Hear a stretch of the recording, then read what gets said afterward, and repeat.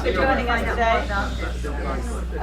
This series of citizen science is brought to you by this library, Santa Cruz Public Libraries, the Museum of Discovery, and UCSC. It's a joint venture to bring you an interesting talk every month.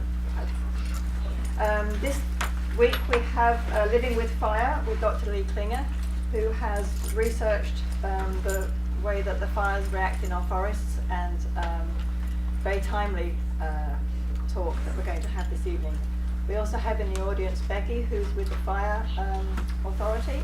She has some leaflets here that you're welcome to take on the little cart over there, the fire brochures.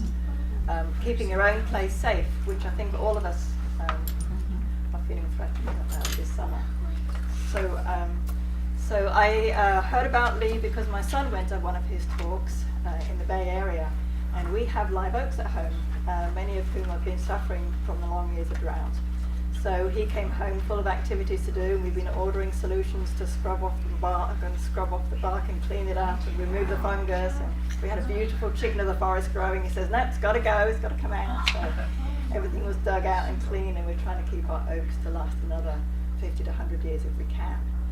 So that inspired me to ask Lee along to talk to us all today. Lee. Thank you, Brenda. Wow, thank you all for showing up. This is like a big deal for me, coming from Big Sur. We usually don't get big crowds like this in Big Sur, so this is great. I'm happy to be here. Yeah, you all know why I'm here. Let's just start talking about this.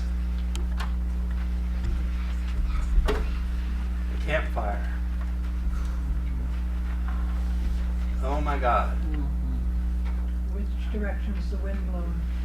So this is a view to the east, and this was right near the start of the fire, before Paradise got affected. And there were evacuation warnings when I saw this photo posted, which is posted online. Same time, the Woolsey fire down in LA. I started looking back just the last few years. Gosh, I mean, just even a few months ago, we had the Carr fire. That was just in July. A massive fire up near Reading. And one with the fire tornadoes. Oh my gosh. You go back to last year, the Sonoma fires. Well, I have some good news about that fire I'll talk about a little later, but that was devastating for a lot of people. A lot of friends lost their homes in that one. Sobranis fire, I had friends lose their home in the Sobranis fire the year before, July. And I actually worked the fire lines on that fire, helped save one friend's home. You know, you just keep going, you know. Then the Valley Fire, 2015, massive fire up in Lake County. I had many friends lose their homes there, and I was just up in Lake County about a month ago. I'm advising people on the restoration of the land up there that they've lost. But that was a devastating fire. The King Fire back in 2014. The Rim Fire, 2013. You know, I didn't realize they have a Wikipedia page for every California wildfire year. Oh, wow. All right? And they list all the wildfires over 1,000 acres. And my God, there's no stop, there's no break, there's no off year when we don't get massive wildfires. That's really the point I'm trying to make by going through this history right now. You probably didn't hear about the Pfeiffer Ridge fire. It didn't even make it to 1,000 acres, so it's not even in any of the Wikipedia pages. But this was a fire that burned in my neighborhood, and 33 homes were lost in that fire. That's pretty significant loss of homes for a fire that doesn't even make it into the Wikipedia pages. So there's a number of things I want to talk about with this fire. So at 3 a.m. on December, I think it was 16th, I was living in my yurt, and I had to go take a pee. Right? So fortunately, I'm that kind of guy that, you know, I didn't use the restroom. I just would go out on my deck. And this is, you know, there are no neighbors. It's all wilderness, you know, just go out on your deck. Pee off the deck, save the water and all that stuff. So at 3 a.m., I got out, and I'm kind of squinting, and I look, and I see an orange glow to the east. And I went, no, but it's not sunrise. It's not sunrise. And literally within a few moments, I knew what was going on. Got it together and ran up to my neighbors. We lived out of sight, but you know, I can get them. They were an elderly couple, and I got there and they were already gone. They had. So yeah, thankfully, but not thankfully that no one woke me up. They used the time. Seriously, this is a problem. We're talking about lots of life. Yeah. I mean, it is kind of funny, you know. It's like, come on, guys, get it together. And, you know, there was no loss of life in that fire, but you know, I'm starting to be a little more sensitive about it. I don't hold a grudge against anybody, but the sheriff's department came down the road and they had a bullhorn, and you know, oh, you have to evacuate. You have to evacuate. Well, this is, you know, you have to push me to wake me up at 3 a.m. Okay, you don't, you know, from 300 yards away with a bullhorn, you're not going to wake me up. So no, I didn't get woken up. I got lucky that I woke up in time. I gathered a bunch of stuff, packed up my vehicle, tried to drive out, and couldn't because I didn't have, the road was closed by that time, and the fires were already engulfed the road. So if I had maybe been woken up earlier, I might have made it out in my vehicle, but I didn't. I was trapped. That was the only road out. Yes, question. Feel free to ask. Between the time that you became aware of the fire and the bullhorn, what amount of time? Oh, that was a couple hours. Wow. Yeah, it was a couple hours that they had come down. It was about midnight or 1 o'clock that they bullhorned, and then I woke up about 3. Wow. Yeah. So yeah, we've got some issues, and it's not just the fire ecology. It's just how we are neighbors to each other, folks, and take care of each other. Well, don't stop there. You're in the middle of the road in your car. Now what? So I have to turn around and go and park my vehicle in a place that I've done my fire clearance as best as I could, and I parked it in a place that I thought could survive, and then packed everything I could in my backpack, and I hiked out down. There was a trail that I had cut and I knew went down into the canyon. I know you're not supposed to hike down into a canyon in a fire, but I knew I could do it because it was really the only way out, and I was able to get out, and I hiked out.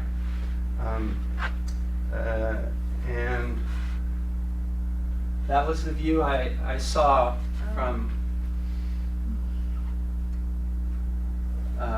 when I woke up at 3 a.m. This was the last image of my yurt, right before, right after I left it, and then it burned up moments later. So, What about your truck? Is it okay? I did save my vehicle. Okay. So, yeah, I did. I was able to save it. It actually, the taillights were all melted. It still has heat blisters on the back. But yeah, that's a survivor. Let's start with understanding the difference between what starts a wildfire and what causes a wildfire. So in the case of the Pfeiffer Ridge fire, it was determined that a tree had fallen, as a dead tree had fallen and hit some power lines on a pump system for the water system that was being used that ignited the fire. So everyone's going, oh, well, that's what caused the fire. Well, no, because that was the spark that started the fire. But then for that fire to have burned 33 homes, it went through the state park, and the state park is notorious for doing no fire clearance whatsoever. It's almost in their mandate not to touch the park, leave it alone. They do just minimal fire clearance for safety around structures and stuff. But most of that fire really got going in the state park. Massive amount of fuel that was in there. So I wonder what role they played in causing the fire. And then I have to take responsibility. I didn't get all my fire clearance done.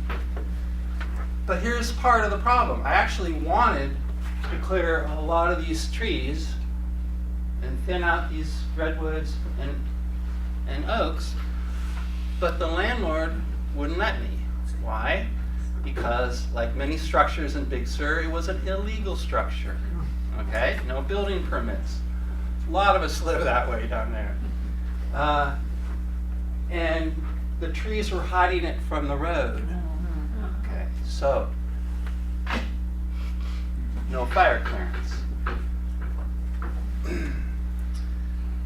There's a lot of responsibility to be had for these fires. It's not just what sparked the fire. It's all the lands that those fires burn through and the responsibility those landowners have to helping keep those fires from becoming catastrophic fires. And that's happening. Let's do just a quick, and feel free again to stop and interrupt. I don't mind that at all. Sometimes I get off on tangents. It's good to get me back on track here. Let's talk about the ecology of, I'll talk about Big Sur. It really applies for most of the Central Coast. So if you look out in the landscape in Big Sur, you see all kinds of different ecosystems. You see grassland ecosystems, you see chaparral, you see redwood groves, oak groves, there's groves of bays, pines Vineyard up there, groves. even eucalyptus up there. No, vineyard groves. This is a vineyard in here, yeah.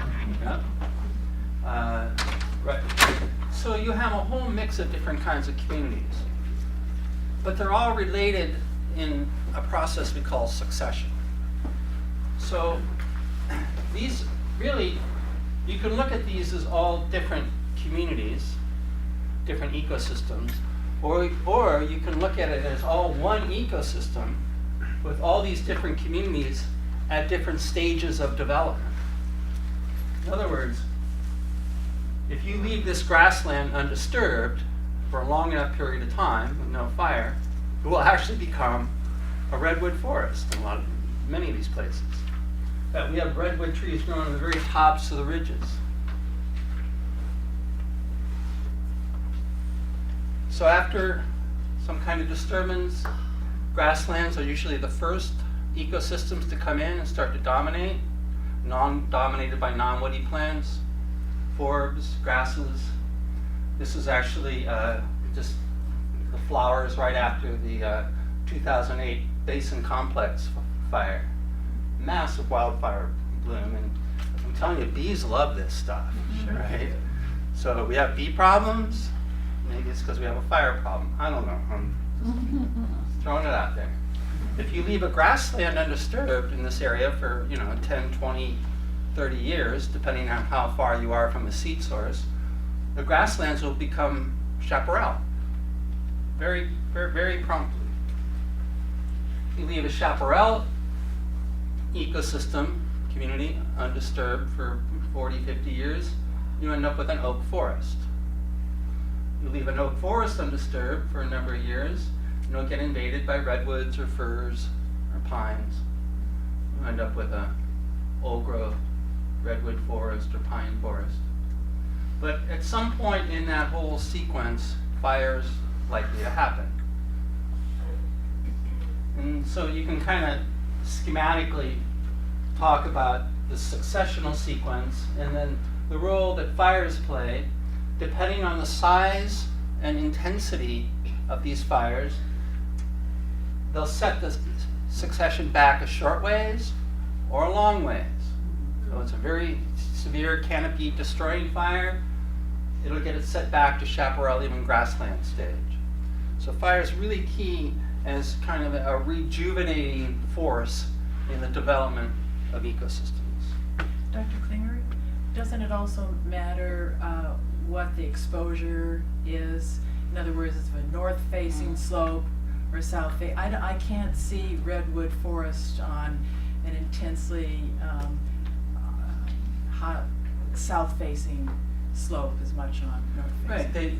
So all the So that species would- have their preferences. Yeah. But it turns out that, at least in Big Sur, redwoods will grow on a south-facing slope, a north-facing slope, the very tops of the ridges. Yeah. Of course, they love the valley bottoms. There's no place the redwoods won't grow, at least in Big Sur. But you're right. Some places, the succession will progress a little That's quicker what I and meant. favor certain species than others. Yes.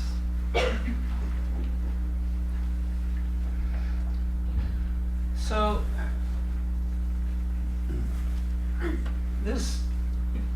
what's kind of also remarkable about the Big Sur ecosystem is you have these very strong boundaries between these ecosystems.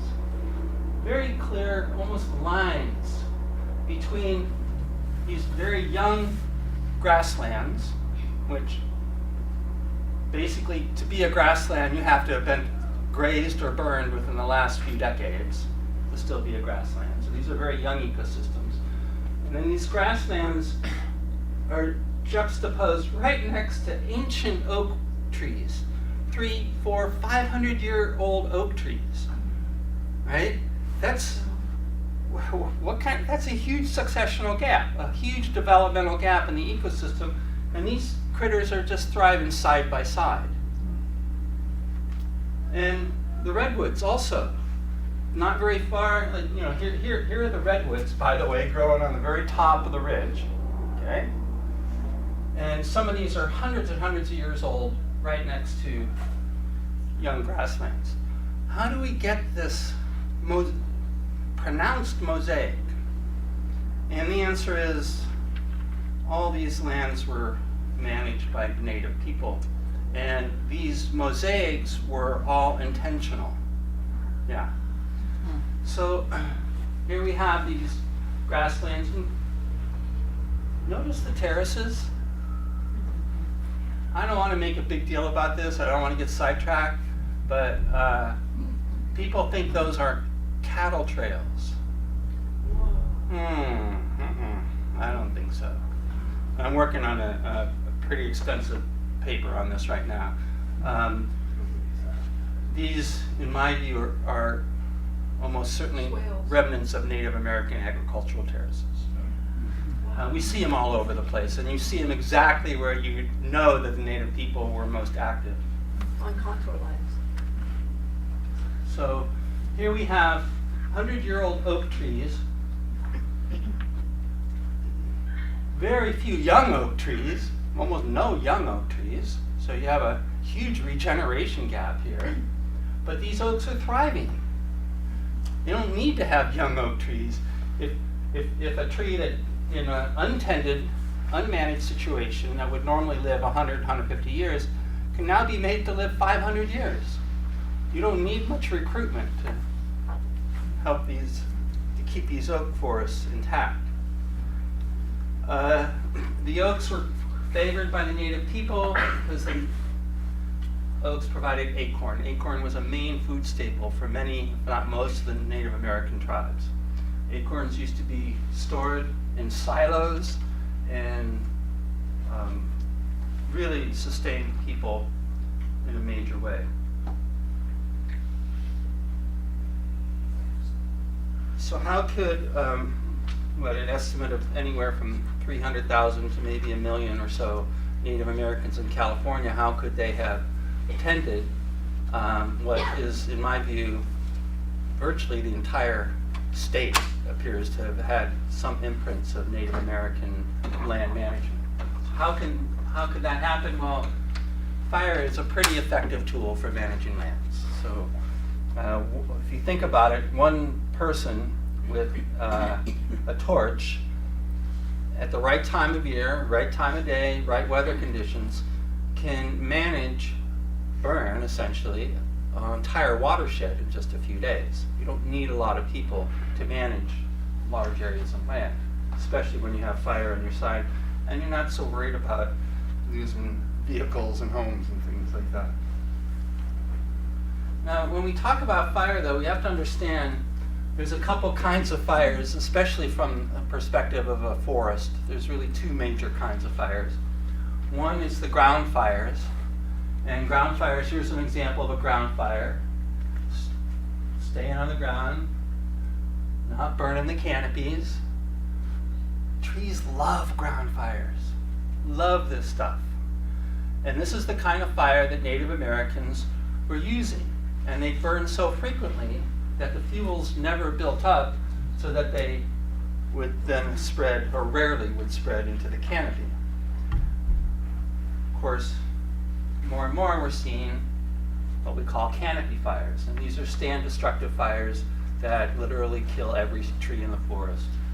And it's really due to huge fuel loads that have built up. I mean, you look at this forest burning up, this is taken from Canada, well, this is U.S. Forest Service shot, but I think this was from British Columbia. Look at all the dead trees in this photo. Massive amount of dead trees. So, yeah, bad forest management in that case. So what's happening? Yeah, poor forest management, in my view, is probably the major reason we're having the issues with the wildfires. And yes, there's urban encroachment onto the wildlands and other issues, climate change. But if I only had one task that I was allowed to do to help solve the fires, it would be fuel reduction in these forests. So here you have an example. Here's a sick oak tree. It's a really sick oak tree. Why is it sick? Well, one reason is look at all the competition. You know, all these young trees are competing for the same resources as this mature tree. So now you have a sick canopy tree. You have dense accumulation of fuels at the base. If the tree doesn't die just from competition and diseases, the fire that comes through is surely going to finish that tree off. So this tree is suffering on both ends right now, whether it burns or it doesn't burn. Same here. That's massive amount of fuel and competition, and that's all ladder fuel that will take a ground fire and spread it right into the canopy. Is it necessarily competition, or could it be mutualism Mutualism in what sense? between the trees and the shrubs and things like Oh, there's- that? oh, Like, yeah, they could there's be all- keeping the soil moist, Yeah. perhaps? There's always positive effects and negative effects. But in the end, there's more. These trees aren't evolved for that kind of competition. We know that all these oak trees, if you look, in fact, if you go back, and you can even look in the parks here. Let me just go back to this. This is that's what trees like.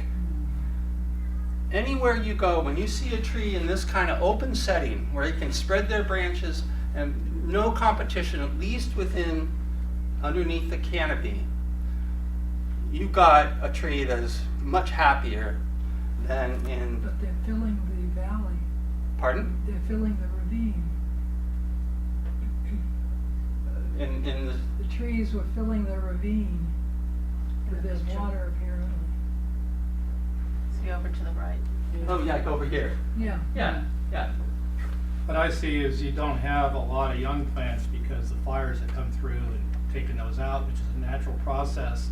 And when you have fire management, the young stuff comes in, it might be mutually beneficial, but it also competes and creates laddering fuels. That's what I understood you to say. Yeah, yes.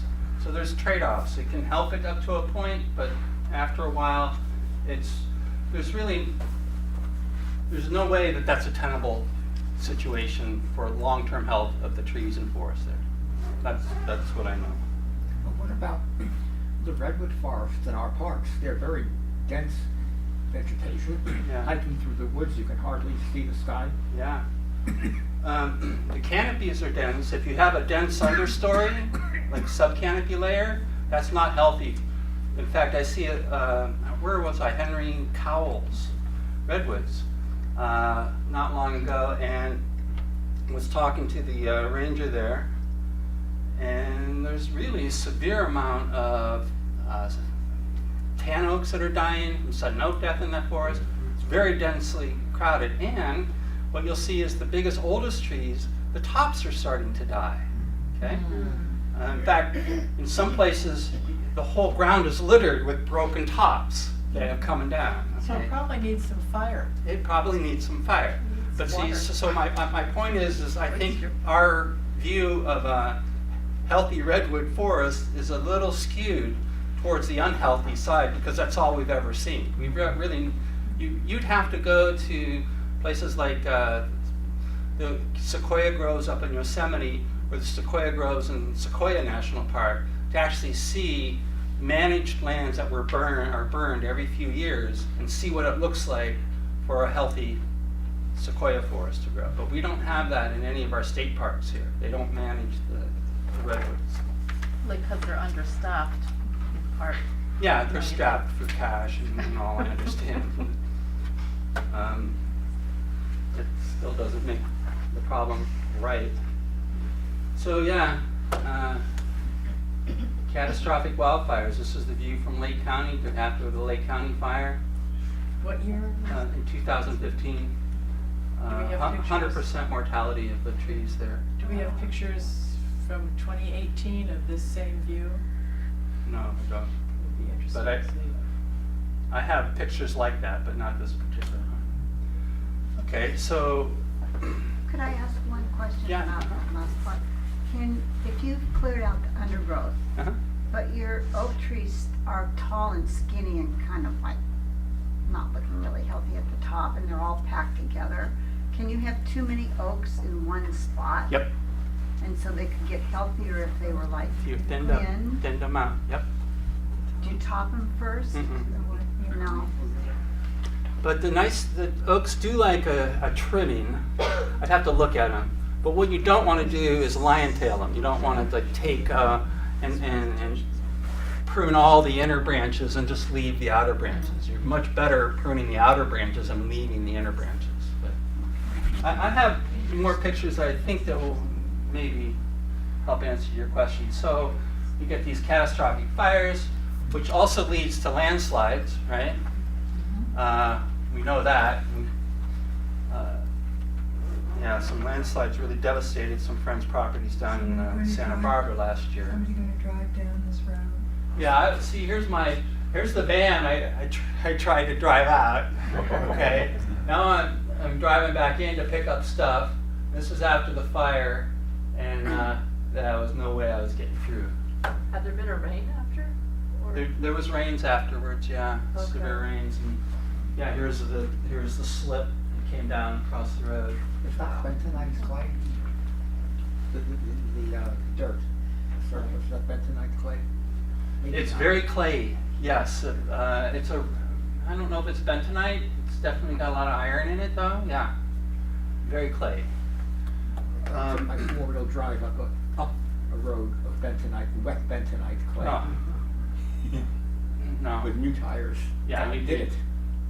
Yeah, but that's really difficult to get around in that stuff. So, and landslides, that's a problem, and also the air pollution. Okay, man, did we get hit with some air pollution? So let's talk about this for a minute, because I've given it a lot of thought. For I've been in the business of forest management for a number of years, and every year I have burn piles that I want to burn.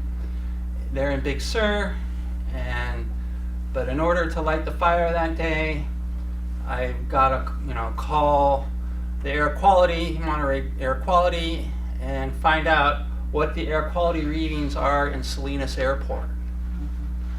And if the air quality in Salinas Airport is over some kind of limit, I can't burn on the Big Sur coast.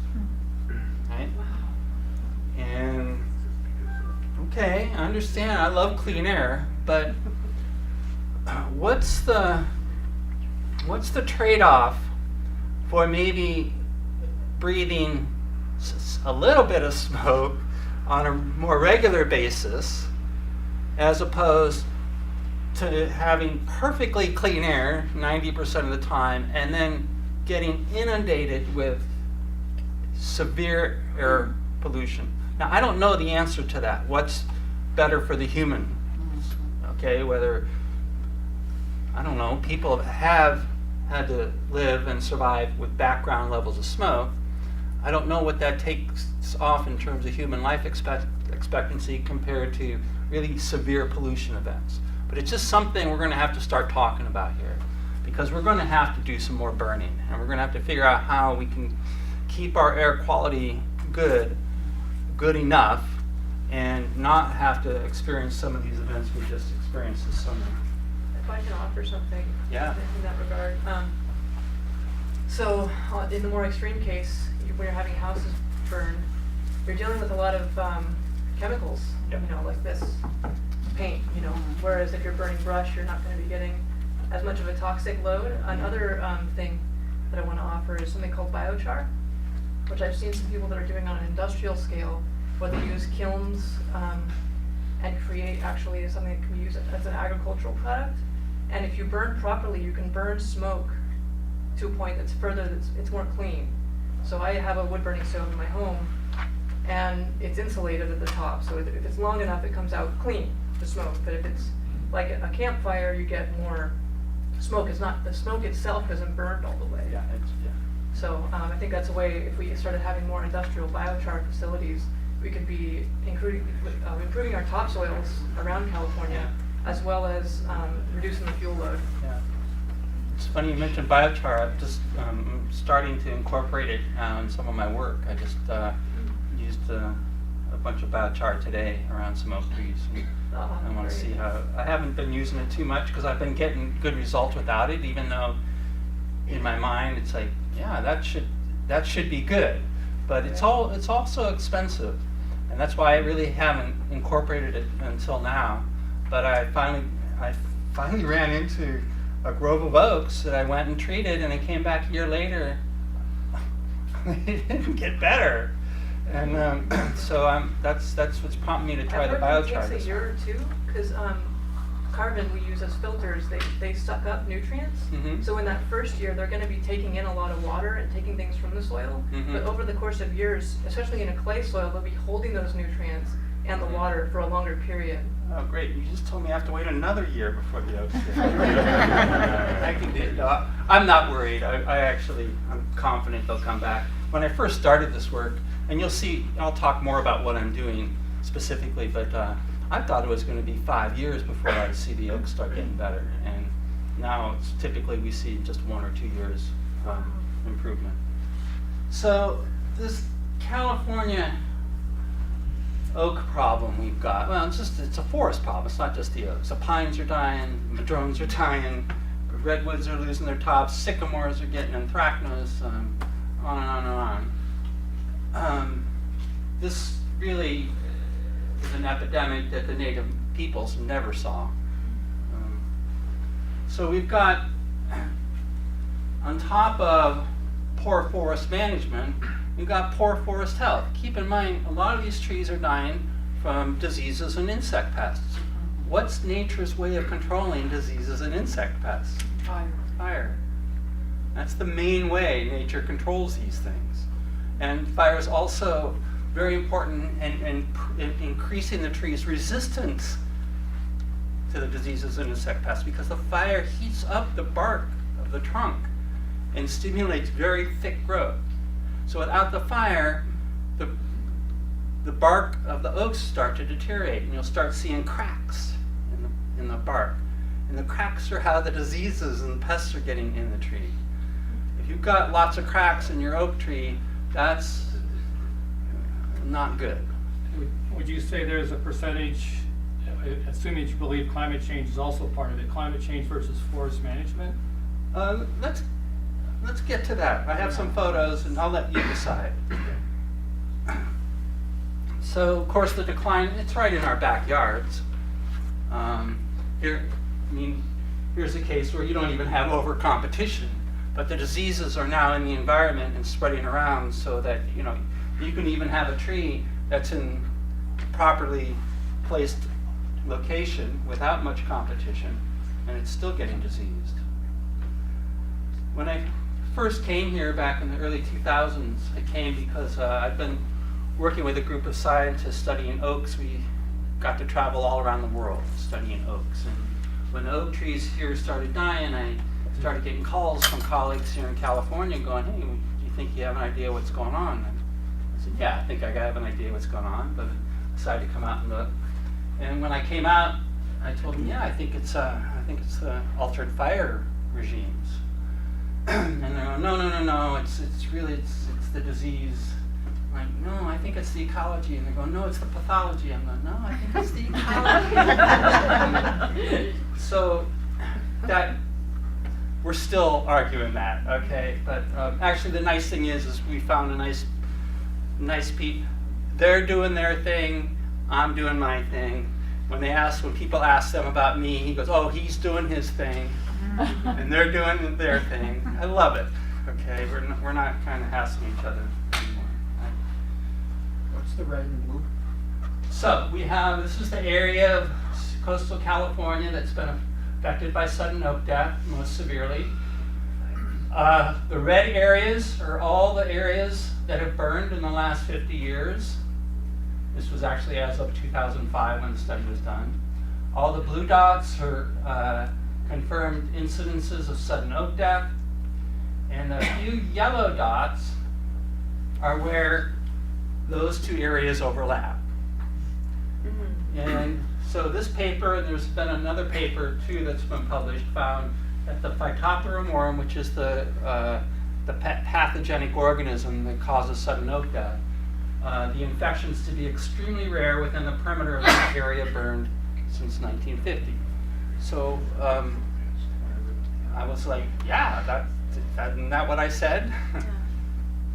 So we do have evidence that diseases are affected by fires. Maya Bay, who I met, who was doing research in Big Sur, found that the plots that had sudden oak death in the pre-fire surveys, only 20% still have it today. This was after the 2008 Basin Complex fire. And the nice thing is they had sites that had already been set up and monitoring that some of them burned. So it was a beautiful natural experiment. Does this mean that oaks that already had SOD that had experienced the fire were cured of it? No. Okay. No, it's just that, so they have traps that they use to collect for spores. Okay. And they just found that the plots had much less in the way of pathogenic spores in them. Now, what was interesting is that number actually went up significantly in the following years, which tells us that in order to keep the pathogenic numbers down, you need to continue burning. It doesn't stay that way for a whole too many years after the fire, maybe about 5-6 years. Let's talk about mosses and lichens. How are we doing on time? Okay, I'll just tell you a quick story. I had applied for graduate school in University of Colorado, and this was after I'd been working in Southeast Alaska forestry stuff, and I knew I wanted to go to graduate school and study the forests in Alaska. So I applied, and I got accepted, and this professor who'd been working in Alaska for a lot of years was really excited. It Because, oh, here's somebody who's been working up there. I need a graduate student to run the study. You're hired. Full tuition paid. Oh, you have 2 or 3 assistants. We'll fly you up there. All expenses covered. Basically, I had a PhD paid for if I just said yes. But there was only one problem. It was in Arctic Alaska. And so, believe it or not, I told him no. Because I was that intent. I really wanted to work on trees. And I like Arctic and alpine tundras. I'd studied them some, but I just didn't want to commit to years in the Arctic. And he said, well, I think you better think about it. And I did. So I decided, okay, I guess this is what life's throwing me. Maybe I gotta just deal with it. So thankfully I took it, and because I went up, and Arctic tundra turns out is 90% dominated in terms of biomass by mosses and lichens. So I learned a whole lot about mosses and lichens up in Alaska, and hundreds of different species. I could identify them on site. We used to have biological surveys come through with some of the world's top scientists, bryologists studying mosses, lichenologists studying lichens, and I was just getting inundated with so much information in ecology. And then I ended up stopping at a master's and decided I want to go back to the forest, because what I learned was that mosses and lichens are playing a huge role in the ecology of the sites that they live in. So, first thing you need to know, mosses produce acids, and they produce significant amount of acids. They can lower the pH of the soils below them by 2 full pH units. That's 100 times, right? That's 100 times more acidic than if they weren't there. And this applies to both the mosses that are growing on the forest floor, as well as the mosses that are growing on the trunks of the trees. Lichens also produce acids, very significant amount of acids. They're not maybe quite as acidifying as mosses, but they're close behind. And lichens, especially these lichens that grow up in the trees, are doing significant damage to the trees. And there's a very clear, solid, peer-reviewed set of studies out there, maybe a dozen of them already, showing how lichens growing in trees are damaging the trees. I'm emphasizing that because there's a meme out there that lichens are harmless to the trees, they're photosynthetic, they're not parasitic, they don't hurt the tree, blah, blah, blah. If you're hearing that from somebody, that person hasn't done their homework. I've heard, Yeah. I read the hidden forest, I think it's a study of area in Northern California somewhere, that the usnea lichen was a nitrogen fixing. Yeah. Yeah. So again, mosses and lichens, I'm not trying to demonize them. They're not. There's a balance in there. Some mosses and lichens are good. There's nitrogen fixation. Beds of mosses also help with regeneration. I could go on and on about the positive effects of mosses and lichens. What we're seeing is when there's out of balance. Right. Okay, when there's way too much moss and lichen than should be there. What should be there? Well, run a fire through here and see how much moss and lichen survives. That's what should be there. Here's a maple tree in Muir Woods, actually. Covered. Every square inch of the bark is covered in moss. Yeah, I couldn't even tell you what color the bark was. Now, people look at that, oh, that's pretty. Hasn't it always been that way? No, and that's an important point. It has not always been that way. When fires would burn through here, you wouldn't see a moss anywhere on the lower trunk of this tree. Right? The fires that burn through, fires ignite mosses if they're dry, and I've seen them, they'll just burn right up there, burn all the moss off. Mosses and lichens both are also super sensitive to smoke and heat. In fact, take a look in any of the major cities and the trees, and you won't see this kind of buildup on any of the trees in the cities. It never happens, right? Too much air pollution.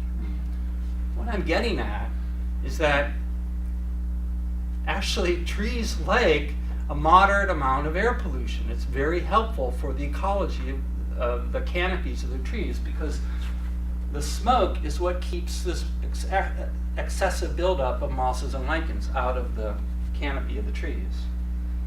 But those mosses are producing acids, they're breaking down bark. If I was to pull that moss off that tree, whole layers of bark would come off. Imagine layers of skin coming off by, that's what the bark is, it's skin. And when I see that, I know that's damaging the trees. You can also, the mosses are perfect beds for a pathogenic spore to land on there. And also, not only are they nice moist beds for a pathogenic spore, they also have rhizoids that kind of get up into the epithelial layers of the bark and provide pathways for the spores then to get inside the tree. So I think we need to rethink the amount of moss that is sustainable for a tree. Thank you. Yep. So let's start talking about how to solve this problem. And one way that it's going to have to happen is prescribed fires. So we need to get fire back on the land. Unfortunately, we can't just put fire back on the land everywhere. There's a whole lot of work to do before we can put prescribed fire down in a lot of areas. But other areas are ready to go. A lot of the ranchers have been doing prescribed fires ever since the Native Americans stopped. And in fact, it's the ranchers who have been most effective in maintaining the ranchers that burn, maintaining the health of the oaks. The grazing also helps. That's what we're learning. The one thing I know that is not good for oaks is to do nothing. And doing nothing is not an option for an oak tree. So how did they manage to survive for thousands of years, tens of thousands before there were humans to manage them? Fire. Oh, before the so then fire, right? But what's happening now is we're preventing fires. Mm-hmm. So by preventing fire, you're not doing the oak any good. And you've got, in this area, 2,000 years of selective management for a semi-domesticated oak tree from the people that were living here. So they selected trees that were used to the interaction. Yes, in fact, there was so much selection that some people have thought that that's the reason we have so many species of oaks here in California, because of the selection pressures that the Native Americans had for the oaks. Do you think the Native American management of the landscape also changed the weather to Yeah. more arid Yeah, I'm conditions? actually speaking on that in London next month. Yep. Oh, made it more arid? No. No? No. Okay. You also had beaver on the landscape at that time too. Yeah,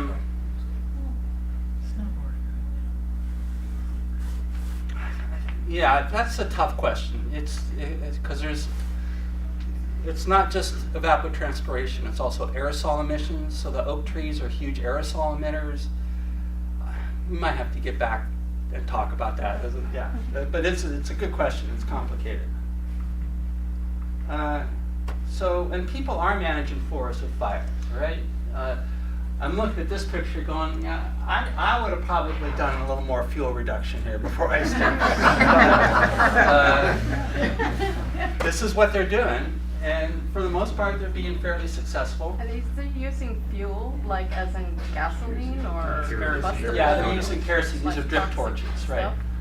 Yeah, when I was talking about fuel reduction, I meant the dead fallen logs. I would have removed more of those before I started burning a forest, but I don't know. I can't see the whole situation, and I trust they're professionals. They know what they're doing. Okay. Yeah, here's some. This is an area. This is a coastal prairie. Coastal prairie is probably the most endangered ecosystem we have in California. It's been seriously invaded by Douglas fir, especially to the north. This is up in Sonoma County where I was working. What was maintaining it was grazing for many years. This area was stopped being grazed about 30 years ago, and in 30 years, these fir have literally invaded about a quarter of the whole native native prairie in this area.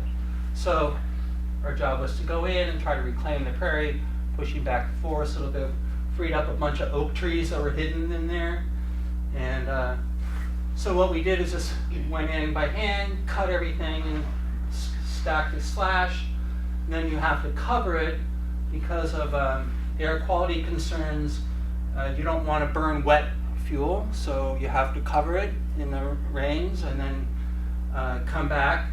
And of course, it's in the rains is when you always have a good to go on the air quality.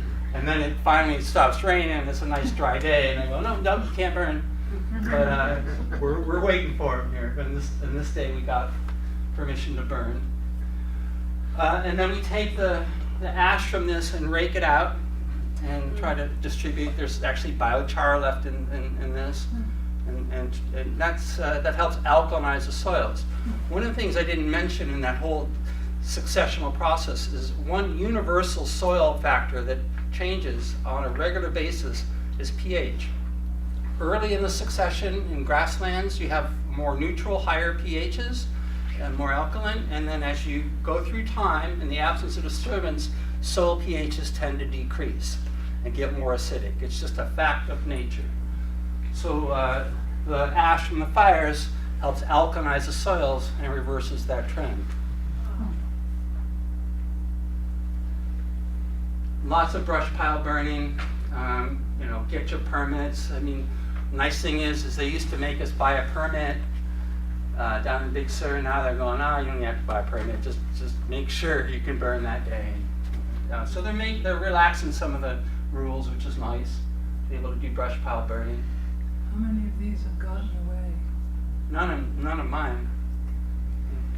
No, I won't let that happen. Well, I should say I've actually encouraged a few to get away on purpose because it was like burning the prairie. And even though that's not very legal, the fire department, if they know what you're doing, they actually encourage. Yeah, they know that you want to be able to burn as much as possible, not just the brush pile. You're also not burning in August. Right. Yeah. No burning. Yeah, our burn season here at least in Big Sur, is December 1st to April 30th. Same. Okay, so what's going on here? December 2nd.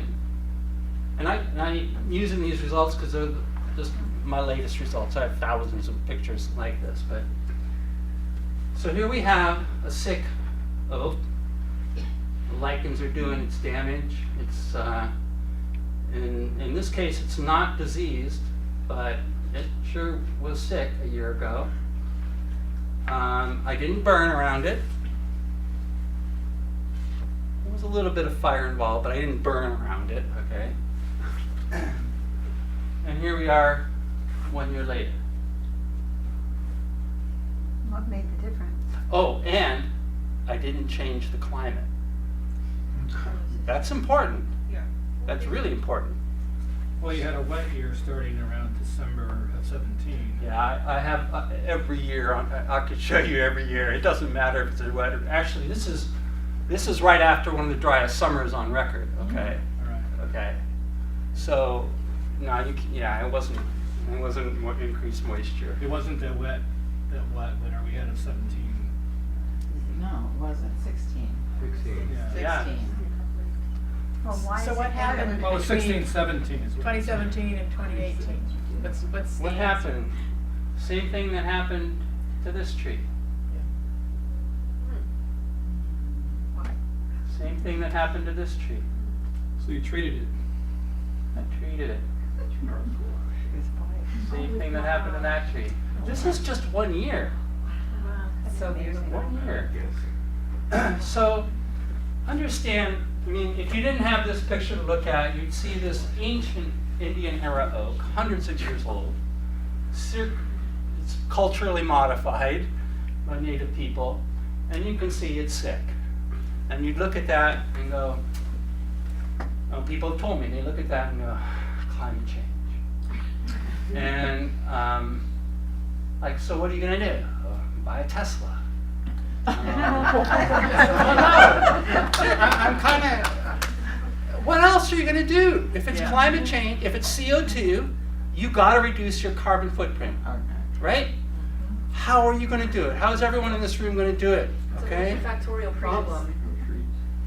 You know, I mean, unless you got some tricks with biochar and stuff, you're going to have to buy a Tesla to really get close to lowering your, I don't know, and not fly in airplanes.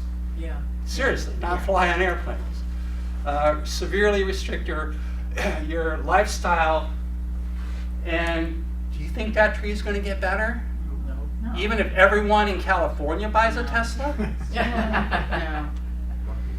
No, Carbon in these the air trees already. have to be taken care of. So I get a little uncomfortable, to put it mildly, when I hear all the media around wildfires, the California wildfires, and right away the climate activists hijack the wildfire problem and go, it's climate change. Yep. You know, don't look there, it's over here, it's climate change. It's climate change.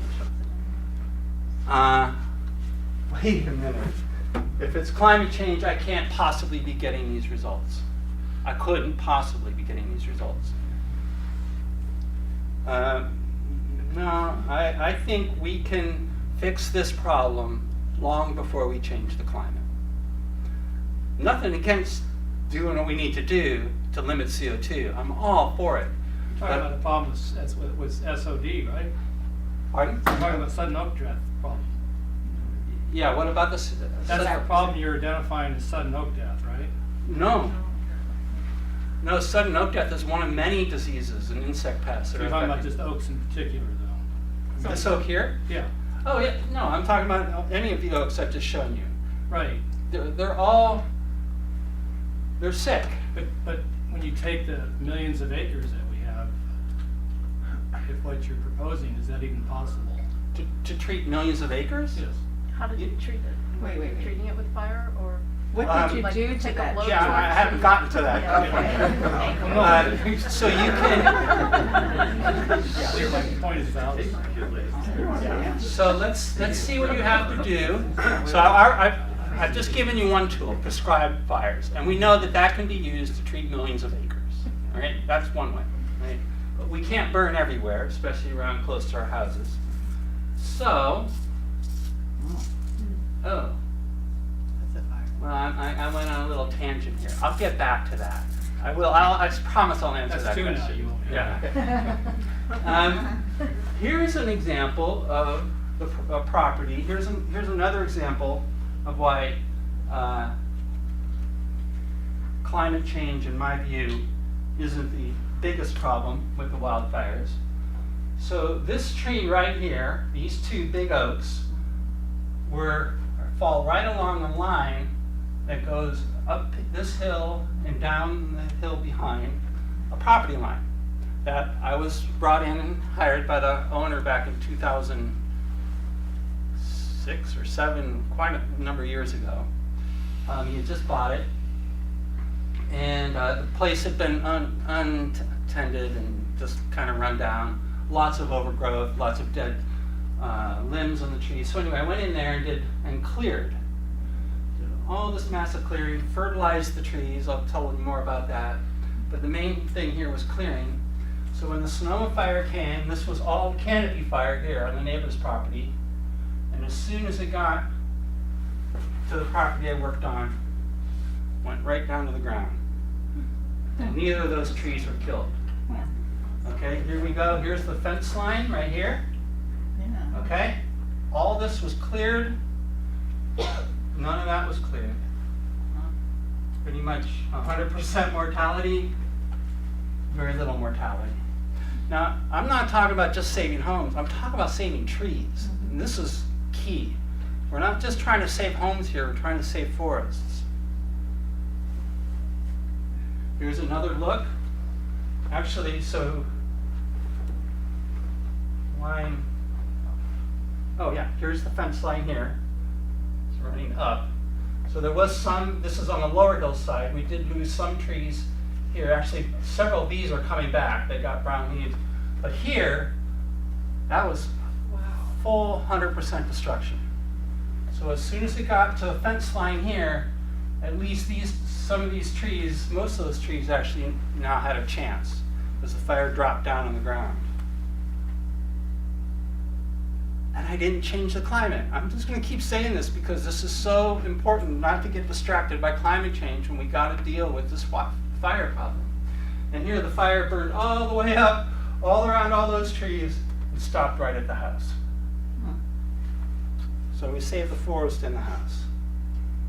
And so, and just backing up about 4 or 5 slides, how did you treat, are you going to tell us how you treated the He's going to. 27 Yeah, I just off on a. I just want to know. Yeah. We won't let him get We'll away get there. with telling us. We will get there. I'm patient. So here we are actually burning, this is that same property, right? Here we are burning some of the last of the slash. See how clean that is? The park-like conditions around all those oak trees, right?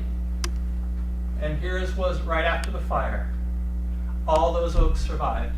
So it's the same location. Wow. Okay? So all these oaks survived the fire. Well, my area is totally clean around my oaks, and my oaks look really sick. Well, Tall, then maybe we skinny, need to do a sick. little fertilizing. Let's talk a little bit more what needs to be done. So when we go in, we have to do often some pruning higher up if we got a lot of dead branches. Native peoples used to prune the oaks, so there's no reason we shouldn't be pruning the oaks. Again, we try to just focus on taking out the dead wood and also the outer branches, thinning those, but encouraging the inner branches. Here's an example of some clearing work. So, well, yeah, in this case, this is kind of the beginning of the treatments. So if we can't burn, we have to go in and like be the forest of fire and clear out the competition. So here we have an ancient 300, maybe 400-year-old coast live oak, ancient and culturally modified, pollarded by the native people. In this picture, hidden before we'd done any of our work, you could hardly see it. These are all Douglas fir trees. And this is what it looks like just the day after. Right? Yeah, we work hard and fast. And I got a good crew. A lot of my crew are from Santa Cruz, by the way. You guys hard. You'll be in touch with us now. Yeah. Here's actually just another view, the same tree. Is that right? Well, okay. That is the same tree. Yeah, it's the same tree, different view. Here's the same tree, only from a distance. That was the day we started clearing, and there it is 1 year later, more or less. And you can see there's already an improvement in the greenness of the canopy. You can also see a lot of the competition's been removed. It's got room to grow now. That's one happy oak. Here's another site in Big Sur. This is these are before and after pictures. Here's the day we cleared it, and now this is several years later, just to show you that the clearing really can last for quite a while. You never know. Sometimes things get overgrown real quickly after the clearing. But in this case, the clearing's done very well. We have to still have the owner go in and make sure this all gets weed whacked on a regular basis, and that'll help keep some of the woody stuff coming back in. But much less of a fire hazard, and these trees are doing so much better. Why is generally things start to green up around here by February? There must have been late rains in 2014. Otherwise, some of that forest floor, you could have seen more green. Well, the problem here is this is Seems like you should be able to see it down in the. Well, the see, none of this has leftover been weed whacked, and Yeah. it's all a lot of shrub still. This is actually tons of poison oak in here. I mean, it wasn't that much difference. I think if this had been cleared like this, you'd see a lot more green in that, but I don't know. Have you heard of people working with goats to clear Yeah, that? goats are great. Okay. They're a little hard to arrange. So I don't know. I don't want to. Takes more time, yeah. Border But collies and. I have heard, and if you can deal with goats, go for it. I got this thing with goat cheese, though. Okay.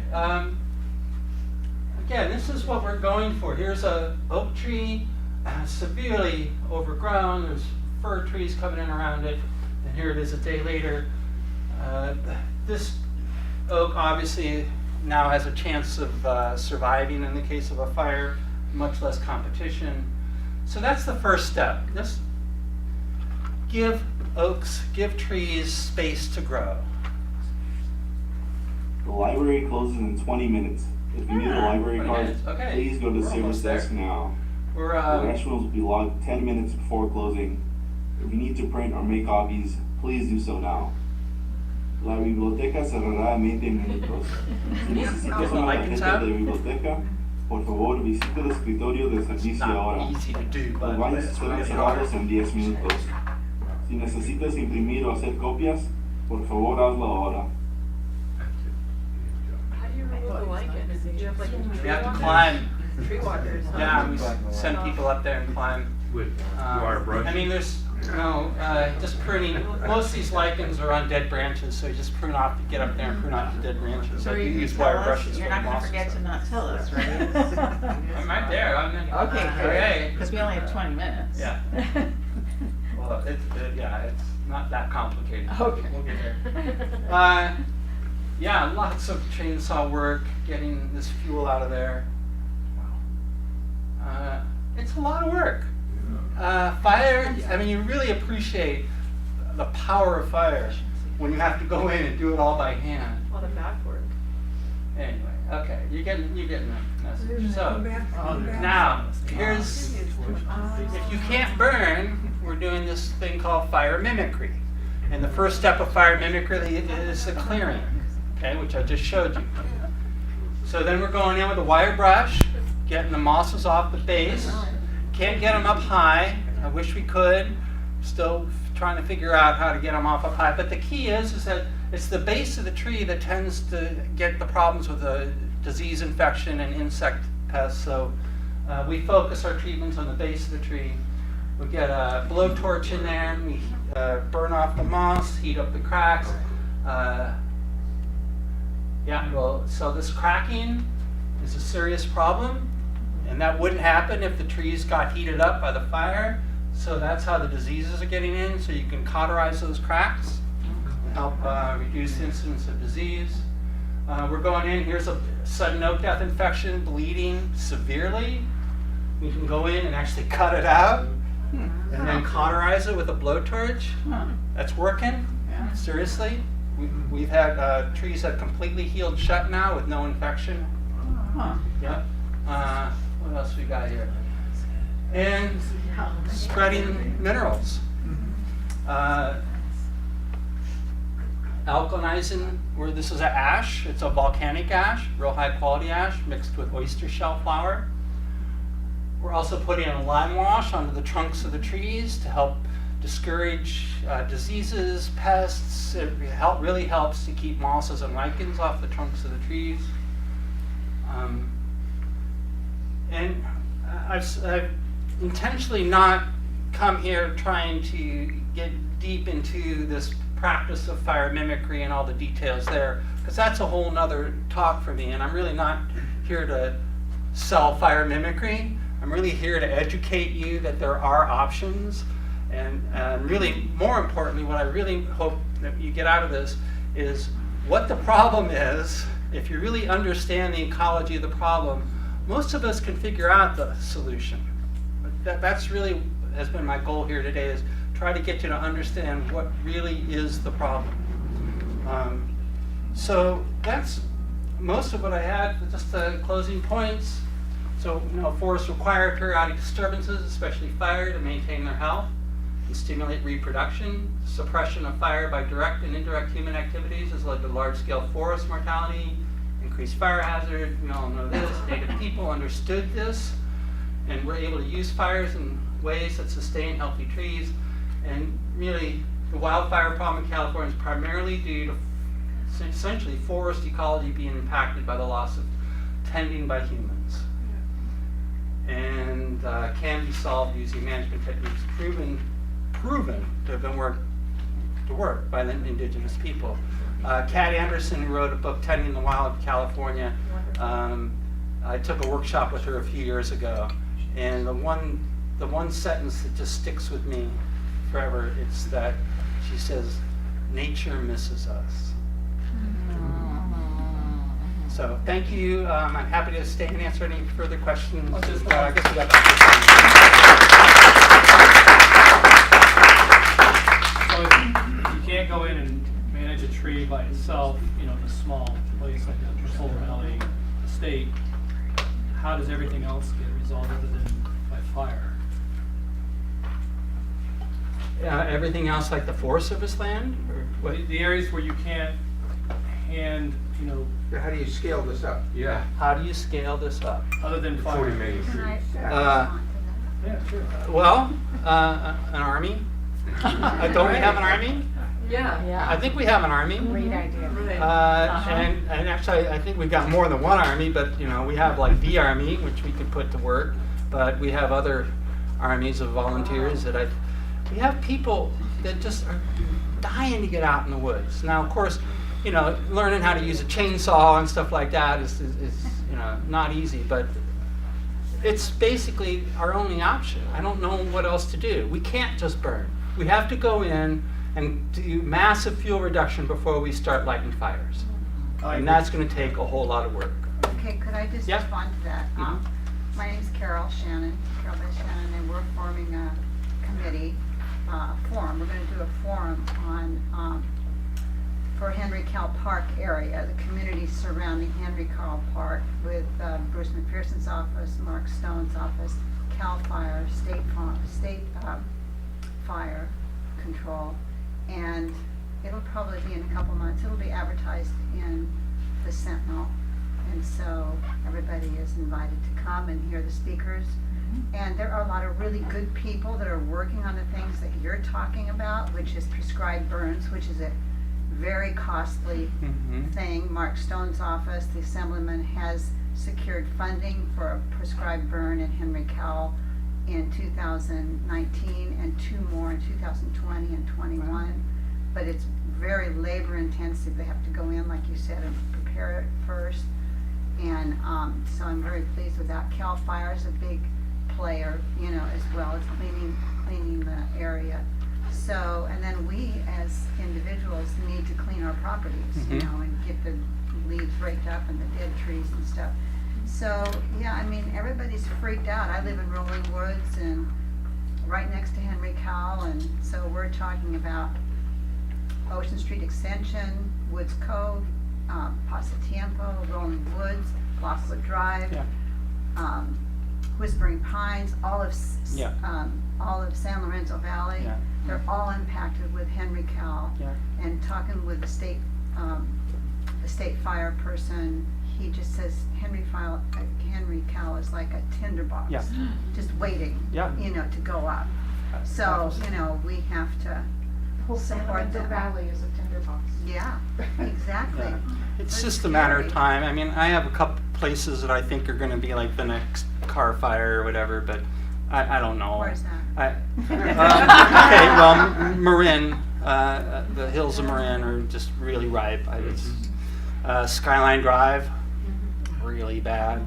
Here, you mean Yeah, like up top there. 35, yeah. San Mateo County. And then the Santa Cruz Mountains, I don't know, somewhere in there. It's a matter of time. I haven't lived here that long, and I've already realized it's only a matter of time before a place burns here. It's not if, it's when. Yeah. Do you have a slide of your contact information? I was just, you know what, as you were saying that, I was just thinking, I have some cards Oh, yeah. that I For that printed console out. that you're making, do you Yes, have it's an a email forum. list? Forum? One last point, because this fella made a good point. With this clearing, there are considerations, especially on slopes and soft ground, where if you clear too much, you actually might, the trees are what is anchoring the soils to certain steep slopes. So if you over clear, you can create problems that way. And they also, a tree will lose its screening from the wind, and all of a sudden it's fully exposed. So there are a lot of considerations there. Just I don't want to. And the way they shed the water too. Yeah. And the other consideration is I'm really uncomfortable with this idea that we're going to sanitize and sterilize forests, because forests are not just trees. A forest is a combination of everything on that landscape. And if we send the army out to sanitize the forest so that we stop fires from burning in the urban interface, then we're destroying wildlife habitat. Yes. And I mean, we're not the only species who live in the state of California. So I'm really uncomfortable with the idea of saying that we have to send the army out. And If I can respond Well, to I agree with you. In habitat. fact, that's why I like to do a lot of clearing myself, because I look for birds' nests and animals. I know some species that I don't want to clear. I try to leave the gooseberries, and anyway, there's a lot of considerations, ecological considerations. Thank you. Please. So, can we manage the forest in a way so as to restore their natural nature, so that once we're done with the job, we leave them alone and nature maintains them, the way it did for the last thousands of You gotta let the years? fires burn. Well, it won't happen. Yes, we could do that, but we won't end up with the forest that we used to have. It'll be a completely different forest. It'll be an evergreen forest and won't support much wildlife. Yeah. But it might So support can we go back moisture so that weather, we perhaps. have a forest that does support Water. wildlife? That has to be human set fires. They've shown that the frequency of natural started fires here is no way near enough or frequent enough to maintain grassland and oak ecosystems. Okay, so how did things get along for thousands of years before there were humans around? There weren't many oaks. It was mostly evergreen forest. And when humans arrived, we can see in the pollen cores that the forest shifted to oak.